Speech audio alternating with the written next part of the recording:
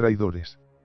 También ellos lucharon en la guerra de Chechenia, pero en el otro bando.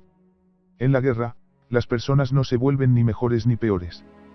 La guerra, como una lija, desolla todo lo falso y superficial que hay en un hombre, muestra su núcleo y deja al descubierto su verdadera esencia.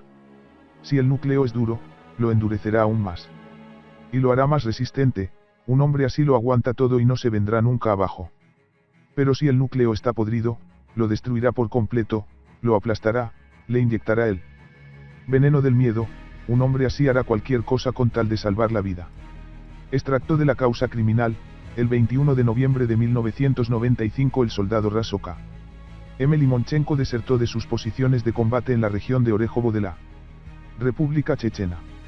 El 22 de noviembre Limonchenko, en colaboración con Kryuchkov, robó una caja de cartuchos de 7,62 milímetros y 10 granadas RGD-5, y ambos se pasaron al bando de los guerrilleros. Hacía tiempo que Limonchenko había decidido huir. Tenía tantas ansias por vivir y le horrorizaba tanto morir en aquella guerra absurda y vendida de principio a fin. Sí. Los generales querían luchar, que lo hicieran, él quería volver a casa. Pero no era tan fácil conseguirlo. Konstantin disfrutaba de una salud excelente. Aquel muchacho natural de Siberia nunca había enfermado desde que era niño, y simular una pulmonía o una disentería para yacer en un hospital y no tener que combatir no había funcionado.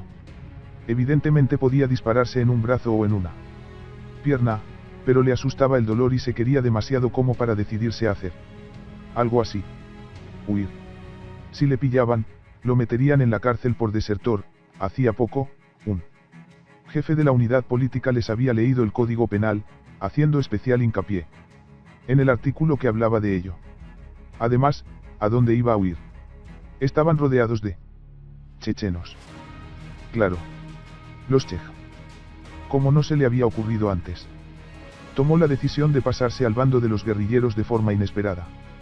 Como si se presentara sola, Limonchenko comprendió que era el único modo posible de salvar su vida y derramar la menor cantidad de sangre sin tener que infringirse heridas ni acabar en prisión.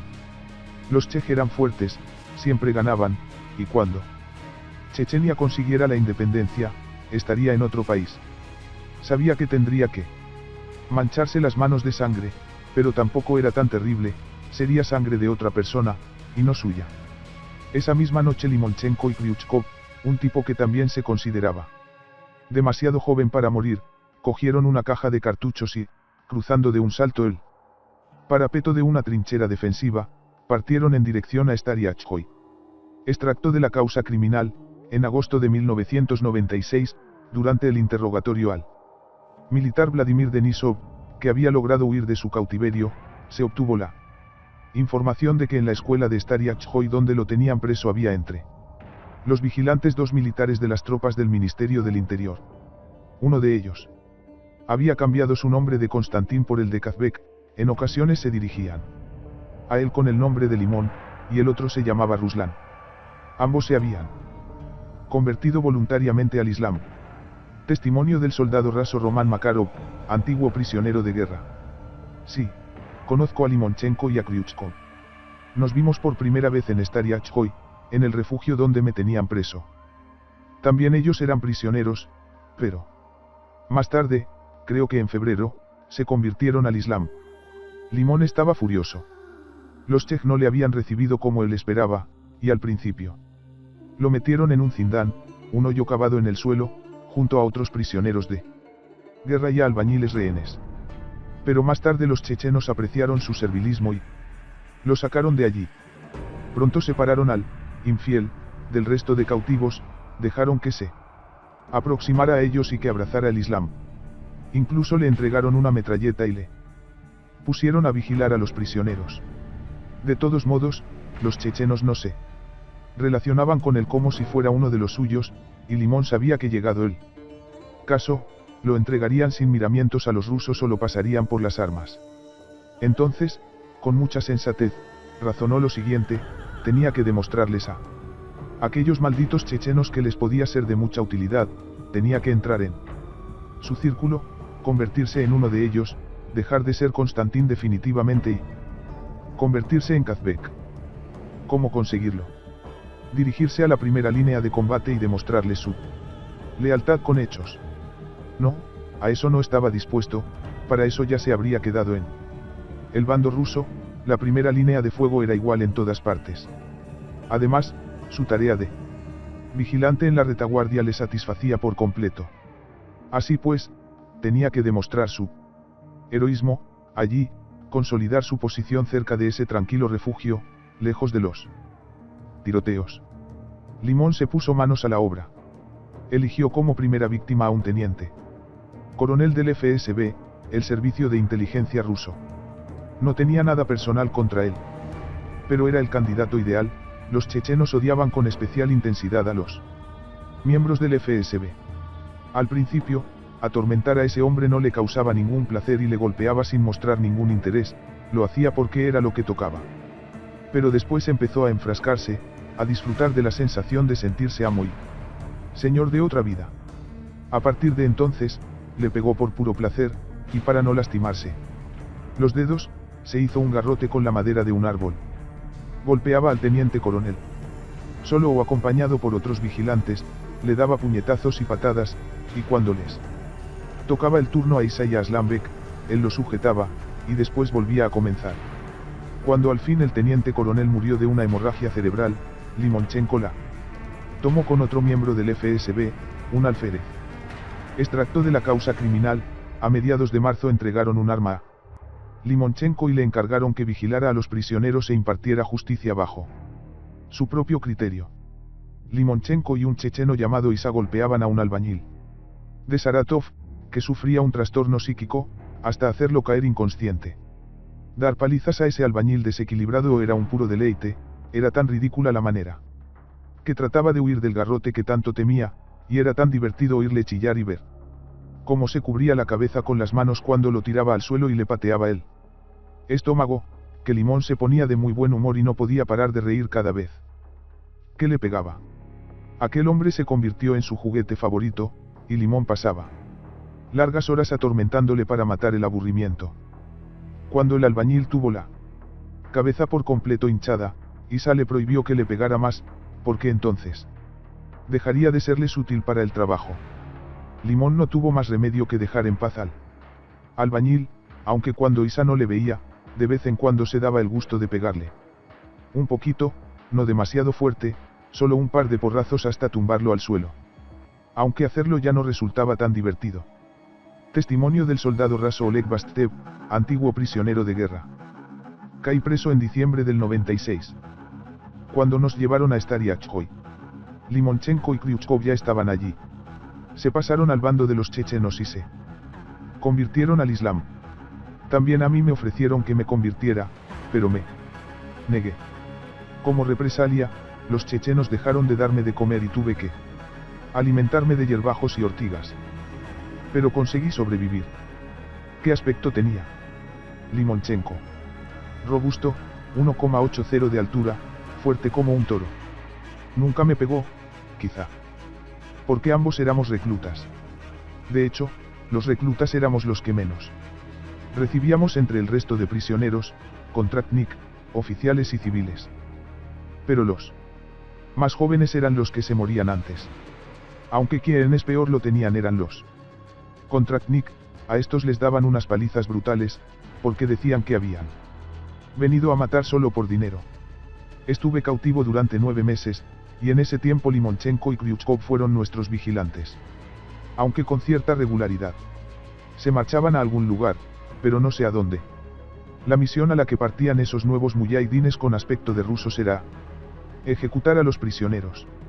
A primeros de junio de 1996, Limonchenko, Kryuchkov y un checheno llamado Zelimjan metieron a empujones en un camión a 16 contractnik y a un profesor checheno que tenían retenidos en Stariachkoy y los condujeron fuera del campo de prisioneros. En la estepa, Limón les ordenó salir del vehículo y cavar sus tumbas. Ya. Os podéis esforzar, porque este va a ser vuestro último hogar, dijo mofándose de sus víctimas. El terreno pedregoso se resistía, y aquellos hombres que cavaban sus propias tumbas se alegraron. Aquella soleada mañana de junio, llena de los aromas embriagadores de la estepa, era demasiado bonita para morir, y cada piedra que encontraban en la tierra y que era necesario sacar alargaba su existencia en tan precioso día. Trabajaban sin apresurarse, con una indiferencia fatalista, sin prestar atención a los gritos de apremio de sus captors. Cuando las tumbas estuvieron listas, Limón entregó un cuchillo a cada uno de ellos. Los prisioneros, sin comprender qué se esperaba de ellos, voltearon aquellos largos puñales caucáseos de hoja afilada, y esperaron expectantes. Tras permanecer un tiempo en silencio, Limón escupió y sentenció: ¿Queréis vivir, hijos de perra? ¿Lo deseáis, gusanos? Pues os damos una oportunidad. Os mataréis entre vosotros, y al que sobreviva, lo dejaremos en libertad. A quien se niegue a hacerlo, lo ejecutaremos en el acto. Nadie aceptó, y Limón, Kryuchkov y Zelimhan los fusilaron a todos. Ordenaron al profesor que enterrara los cuerpos, lo habían dejado vivir con ese fin. Aquel profesor había trabajado en la escuela de Stariachhoy hasta el inicio de la guerra, la misma escuela donde ahora los guerrilleros lo tenían como rehén. Le torturaban en la misma clase donde tiempo atrás había enseñado a los niños a leer y a escribir. Los chechenos le decían que era del FSB y no dejaban de darle palizas para que lo confesara todo y les dijera quién y cuánto podían pagar por él. Últimamente el profesor se había encontrado muy mal. Hacía unas 3 semanas, los guerrilleros los habían llevado a las montañas para que reconstruyeran una zona fortificada que había sido destruida por aviones rusos. Limón les ordenó salir del refugio y formar en la calle, y añadió que quien no lo hiciera en 30 segundos recibiría una buena paliza. El profesor no llegó a tiempo, y Limón cumplió su promesa. La paliza empezó en el refugio y continuó en la calle, o como a él le gustaba decir, al aire libre. Empezó dándole puñetazos, tratando de machacarle la mandíbula, cuando el profesor perdió el conocimiento y cayó al suelo, lo pateó y le golpeó con un garrote en la barriga, en los riñones y en las ingles. Después de aquello, el profesor no pudo moverse durante 2 semanas, le fallaban los riñones, tenía la columna vertebral dañada, y su estómago rechazaba la comida. No logró recuperarse, andaba cojo, y empezó a olvidar quién era y qué hacía allí. Cuando hubo enterrado todos los cuerpos, el profesor se acercó al vehículo, en cuyo escalón fumaba Limón. Al ver que había concluido la tarea, le ordenó que fuera a recoger las palas. Cuando el profesor se dio la vuelta, Limón le pegó un tiro en la nuca. Testimonio de Dmitry Groznetsky, antiguo prisionero de guerra. En agosto, me intercambiaron en Grozny por unos chechenos que los federales habían capturado. Limonchenko y Kryuchkov iban en mi grupo y les ofrecieron volver con los rusos, pero no quisieron. Sus padres acudieron a hablar con ellos y a rogarles que regresaran, pero estos no atendieron a razones y prefirieron quedarse con los chej. Limón tenía razón. Los chechenos nunca lo llegaron a aceptar como a uno de los suyos, el nombre caucáseo de Kazbek no acabó de encajar bien con él, y al final lo entregaron por la fuerza al FSB, a cambio de uno de sus cabecillas. El intercambio tuvo lugar en Grozny en octubre de 1996. Testimonio de Oleg Vasilev, antiguo prisionero. No creo que los metan en la cárcel. Es imposible trasladarse al lugar de los hechos para llevar a cabo las investigaciones oportunas, y todas las pruebas están allí.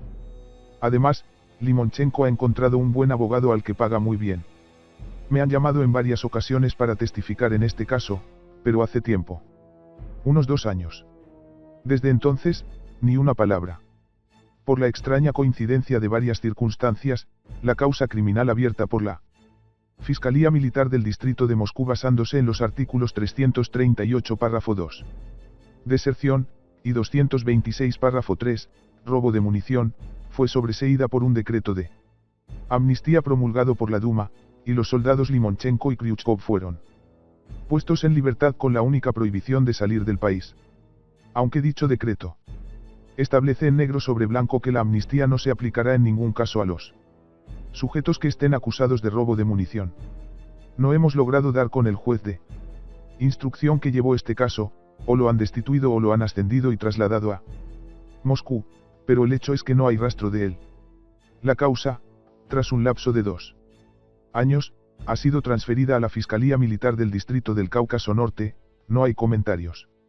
La causa está en proceso de instrucción, y solo podemos decir que existen fundamentos suficientes como para presentar una acusación. Si es declarado culpable o no, es algo que deberá decidir un tribunal.